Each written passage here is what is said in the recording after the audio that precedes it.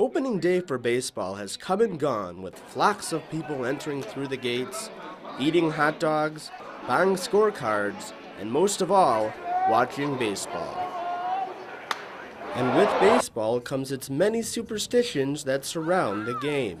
Even the professional ranks have their own superstitions, like Jason Kidd kissing the air, Gilbert Arenas twirling the ball behind his back, and even a rally monkey trying to will the Angels to victory.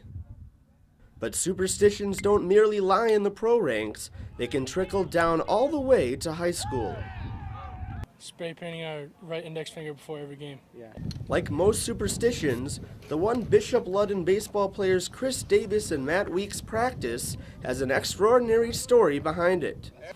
Well, during the summer, his summer job is painting, and he painted our fingers once, and then we found $100 on the sidewalk, so now we do it 4 games. And this season, it has worked quite well for the undefeated Bishop Ludden baseball team. Teammate Dan Fadden has his own special superstition. My superstition is that I do everything 4 times before and during the game. Fadden's reasoning behind his superstition is simply to honor the number of his baseball hero. It's my favorite baseball player, Lou Gehrig. Using superstitions as dedications isn't confined to the baseball diamond, as Syracuse men's lacrosse goalie John Galloway explains. Before games, I put a little mud on my face right before we go out for warm-ups. It's just something I've been doing since high school. Galloway takes pride in his high school's great lacrosse legacy. I remember how hard I worked at high school and how much it meant to me, the traditions that I learned at West Tennessee, and I just wanted to carry that over here to Syracuse. While stepping over the foul line is just one of an endless amount of sports superstitions, following through on that superstition might actually help a player improve during a game. Dr. Bill Straub has a doctorate in sports science and works at Sports Science International, a business that researches sports psychology.